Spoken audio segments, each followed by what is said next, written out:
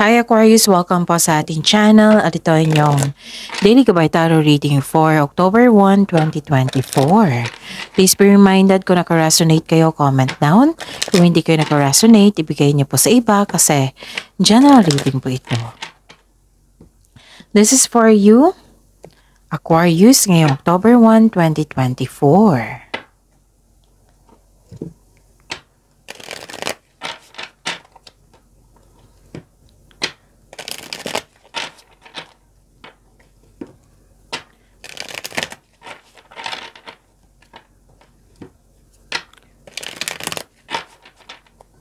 Para po ito sa inyo, Aquarius, October 1, 2024. Maraming salamat po sa inyong patuloy na suporta at maraming salamat din po sa mga hindi nag-skip ng ads. Gamitin ang reading na ito bilang gabay lamang sa mga hindi pa nag-subscribe. Subscribe na po kayo at click bell notification para malaman nyo na may bago tayong video. Para sa mga gusto magpa-reading po, may lumabas dyan sa screen nyo ngayon. Panoorin nyo po at sundin ang instruction. Calling the attention sa mga suki ko dito na Aquarius. Open na po ang inyong monthly Gabay Tarot reading for October 2024. May 6 months from now reading tayo at love life reading po. So message me, Aquarius, for schedule. Maraming salamat po. Spirits Guide, mga ganap po para kay Aquarius ngayong October 1, 2024. I need 3 cards po.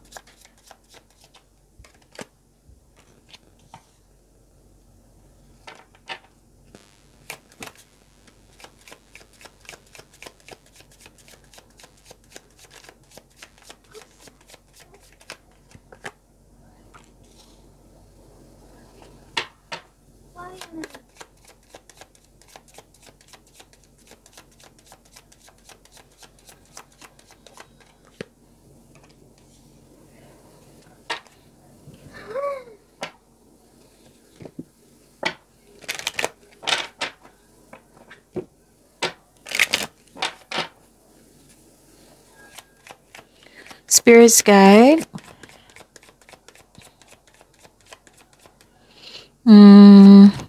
Message po para kay Aquarius ngayong October 1, 2024. I need 2 cards po.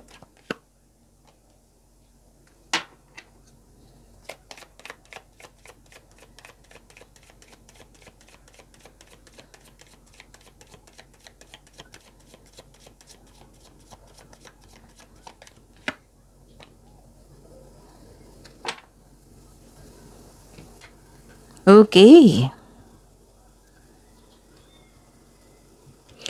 Aquarius, ngayong October 1, 2024. Wow, nasa iyo na ang lahat. Aquarius, ang ganda. Nakita ko dito, nag-rest ka, and some of you gusto mag-bakasyon sa bahay, mag-staycation sa bahay, kasi you felt relaxed, you felt calm and security pag nasa bahay kayo. And nakita ko dito, may nag-uusap na grupo ng tao, maaring pamilya mo ito, nag-uusap regarding sa domestic matters, pwede din sa property, pwedeng may ibenta or bibili kayo. Nakita ko dito na you're happy. Yes, you have joy and happiness sa araw na ito kasi may positive outcome at success. Meron pa. Kaya nga, sabi ko sa inyo, nasa iyo na ang lahat, Aquarius. Kasi nakikita ko dito, nakatanggap ka ng regalo, nakatanggap ka ng tulong, nakatanggap ka ng awards, recognition, grasya, abundance, love is blooming. May pleasure dito, ang ganda ng mga mensahe. So, ano pang hinihintay nyo? Aquarius, claim nyo na yan. Ang ganda. So, may bagong simula. Take a leap of faith. Take a leap of faith. Kumbaga, bahala na. Basta may marami ako experience sa buhay, magagamit ko ito sa pagbabago na kailangan ko bigyan ng aksyon. And you have kasi you're very confident kasi nakikinig ka din sa iyong intuition. And wow, you're divinely guided. Angel of Miracles. Kita ba? Angel of Miracles, open your heart and expect a miracle. So, expect a miracle.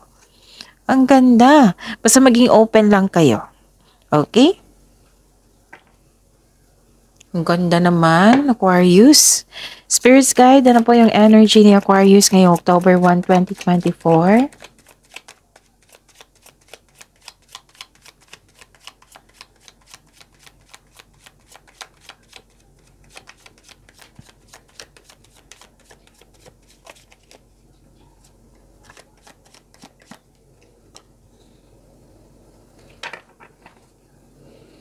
And the clarification of this card po.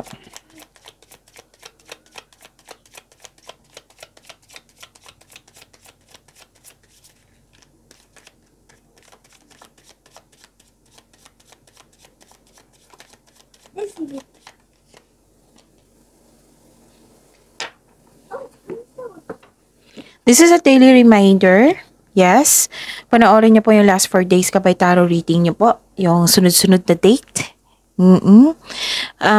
Para hindi niyo makalimutan, para hindi kayo malito, maguluhan, para fair din sa mga bagong subscriber natin na Aquarius, sa mga cross-watcher dyan. So, ayun. Panoorin niyo po yung last 4 days kabay tarot reading niyo po. Sunod-sunod yung date. Like for example, napanood niyo ito ngayong October 1, 2024.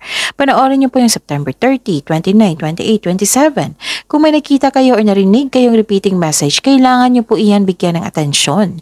Kung maaari po, bigyan niyo po ng solusyon at aksyon. Again, calling the attention sa mga suki ko dito na Aquarius, open na po ang inyong monthly kabay tarot reading for October 2024. May 6 months from now reading tayo at love life reading po. So message me Aquarius for schedule. Maraming salamat po. So what is your energy, Aquarius? Wow, nasunod yung gusto mo dito. Nagusunod yung plano mo, ideas mo, decision mo, and you are very happy. You have the power. You have the authority. Malakas ang loob mo ngayon.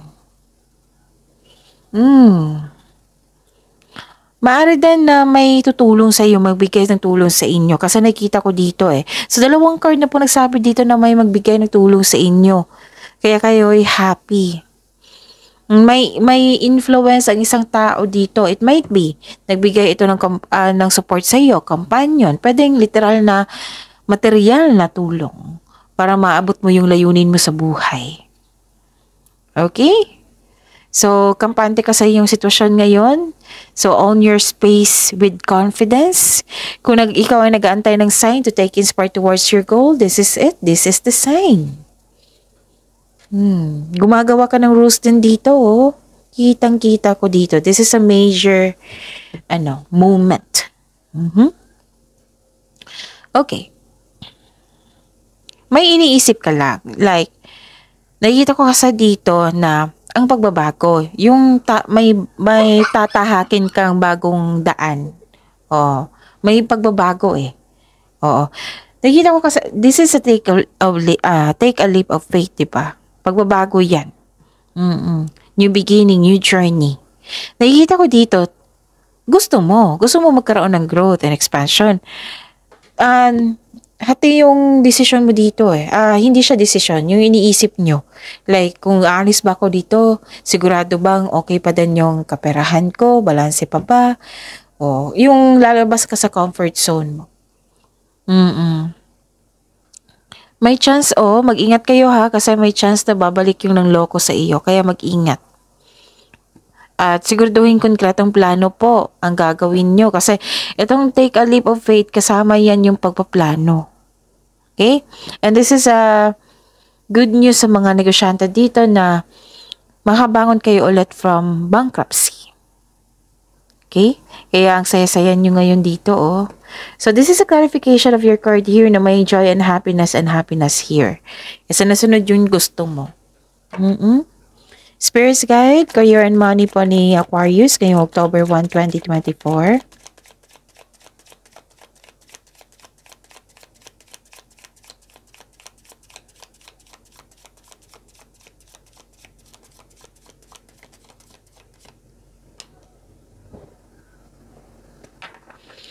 And the clarification of this card po sa Career and Money ni Aquarius, October 1, 2024.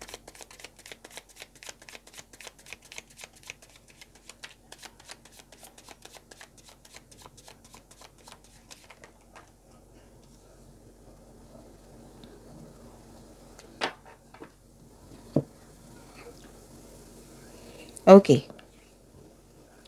Kamustahin yung career and money? Inom muna ako ng tubig. Saglit lang po.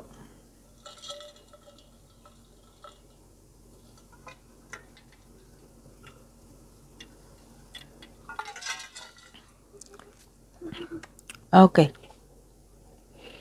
Mm-hmm. This is very good. Ang ganda. Kasi you're decided na mag-stop ng overthink. Kasi alam na alam nyo na hindi nakatulong yung overthinking. Kasi 'di ba, overthinking can steal your opportunities, happiness. So, nag-decide kayo dito na tulungan mo yung sarili mo. Kasi na-realize mo na hindi mo deserve na makalung sa inyong isipan, magkaramdam ng anxiety or pag-alala, ganon. So, you're decided here. Kaya nga, bumalik yung confidence mo dito, yung strength mo, yung power mo. Kinakaya mo ang sitwasyon. Yes, nakikita ko dito Aquarius. And,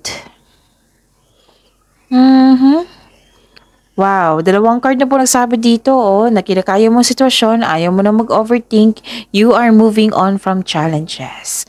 Dalawang card na po nagsabi niyan, you are focused on mind healing instead of suffering. Wow. Lumalayo ka sa mga taong toxic, lumalayo ka sa toxic na place, pwedeng ganun. Okay? So, ang sabi ng card dito, focus and have faith, i-release mo yung nararamdaman mo, palitan mo ng positibo na ma-motivate kayo ulit. Tama to ha. It might be itong sa ginawa mong pagpahinga yung nag-staycation kayo sa bahay kasi you felt calm, relax, security. Tama to. Tama tong ginawa mo dito na magkaroon ng time for reflection kasi makakatulong talaga yan. Ito yung sabi ko sa lahat ng signs na magkaroon ng time for reflection kasi andyan yung pahinga, solusyon sa inyong problema, realization, self-assessment. Andyan na talaga lahat. Kaya nga, in-encourage ko lahat ng signs pag naguguluhan kayo, pag hindi maganda yung feelings nyo or pakiramdam nyo or health nyo, time for reflection. Makakatulong talaga yan, lalo na sa overthinking. Kaya in-encourage ko kayong lahat na mag-research ng mindfulness skills at saka time for reflection kasi malaking tulong talaga yan sa mental health nyo. Para magkaroon ng solusyon sa inyong problema. Kasi sa time for reflection, kasama na yan yung solusyon sa problema. Sagot sa inyong mga katanungan. So you are decided na mag-move forward. Na magkaroon ng healing. You are embarking on a healing journey. So lahat ng air signs, Gemini, Libra, and Aquarius, sa mga cross-watcher dito, lahat ng air signs may pagkakaroon ng pagtangkap sa mga nangyari, pag-move forward. After nyan, pumasok na yung mga success, abundance, you have abundance in life. Pansinin nyo, kahit yung panoorin nyo Aquarius, yung Gemini and Libra. Kaya yun yung sinasabi ko sa inyo sa lahat ng signs, sa inyo, na bitawan mo na yung pakawalan mo na yung sarili na magkaroon ng healing kasi after ditong healing, maging maganda yung positive and magiging positive energy yung energy nyo at papasok na yung mga delay, papasok na yung mga success, yung mga blessings. And please know that you are divinely guided. Tama tong tinulungan mo yung sarili mo. So focus on mind healing instead of suffering. Magtiwala sa kung ano ang darating. Kahit na hindi ka komportable sa pagbabago na ito, makukuha mo po ang kailangan mo. Sabi po ng card. So this card asks you to believe in yourself. Think positive na makabangon ka ulit. And have faith that na ang divine can lift you out of any period of loss. So yun ha, focus and have faith. I-release mo yung nararamdaman mong palitan mo ng positibo na ma-motivate ka ulit. Okay? So, yun. Ano pa? Spirit's Guide, Love Life, Self-Love, Partnership, and Romance ni Aquarius ngayong October 1, 2024.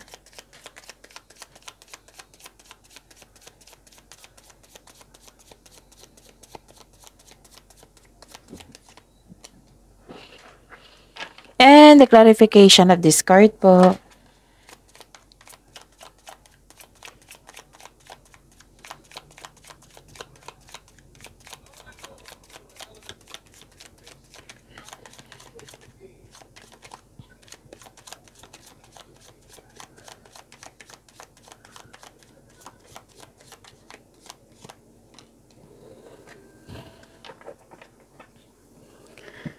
Maraming salamat po sa patuloy na tiwala at suporta sa ating channel at maraming salamat din po sa mga hindi nag-skip ng ads. May lumabas dyan sa screen nyo ngayon, panoorin nyo po kung gusto nyo po iyan, then follow instruction. Okay.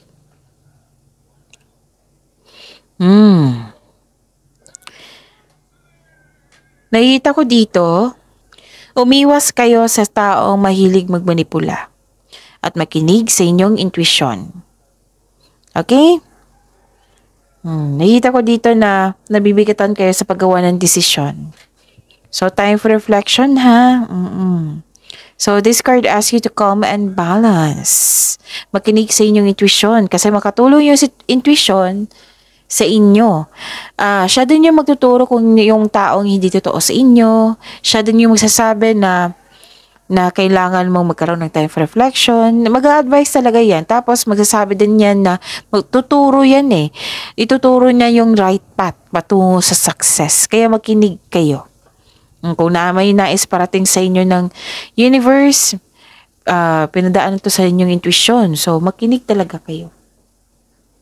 Okay? Kasi magsasabi yan ng direction ang intuition nyo. Hindi ka mapapahamak dyan. So you have to move out from your comfort zone. Kasi sa labas sa comfort zone, andun po yung success. Siyempre, may pagbabago, pero may success doon. Basta pagsikapan nyo with clear intention, and you should have a calm and balance. Okay? So, kung nahirapan kayo sa paggawa ng desisyon, meaning to say, hindi kayo nagkaroon ng konkretong plano. So, this card asks you don't hesitate too long. Makinig sa inyong intuition.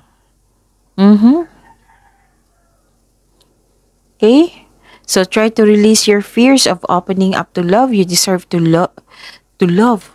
You deserve to na may, what do you call this? You deserve na may magmahal sa'yo. Na alagaan ka. Hindi lahat. Kung may nangyari sa nakaraan na trauma na kayo, hindi man ibig sabihin na yung taong yun ay what I meant is, hindi ibig sabihin na lahat ng tao ay isang masama or may masamang hangarin or masaktan tayo, di ba? So, allow yourself. Okay? Okay, kailangan mo na kausap dito, pero nagkaroon lang kayo ng hesitation. Guarded ka na kasi, ayaw mo nang masaktan. So, tama yung ginawa mo dito na magpahinga kayo para makapag-isip din at nagkaroon ng self-assessment dito, realization. Baka yung taong mahilig magmanipula, baka nagkaroon kayo ng hindi pagkakausap. Alamin mo kung bakit niya ginagawa yon. Baka na-misinterpret lang natin or baka ugali talaga niya. Diba? Kung na-misinterpret, sayang naman. Diba? So, yun. Baka pwede pang maayos. So, yan. Focus kayo sa binigay na sobrang daming blessings sa binigay sa inyo sa araw na ito. Pagyamanin nyo yan, Aquarius. At tama yung, this is personal development talaga sa air signs lahat. Gemini, Libra, and Aquarius. Kasi you're giving yourself a chance. You're taking care of yourself. Alam mong nakakasama na sa iyo, kaya binitawan mo na. And, yun, time for reflection. Pinaka-importante talaga yan. Okay? Focus dito sa joy and happiness, sa positive outcome na nangyari, sa abundance in life, sa ilang beses na lumabas ang abundance ha. And, nakatanggap kayo ng regalo, tulong, nasunod yung gusto nyo, so ang ganda. And ito, expect a miracle. Yan. So, I think yun na. See you tomorrow, Aquarius. Positive affirmation na kailangan. I am loved, I am healthy, I am blessed, I am successful, I am safe, and so on. See you tomorrow, Aquarius. Please like, subscribe, and click the button for notification para updated po kayo sa daily tarot reading natin. Maraming salamat po.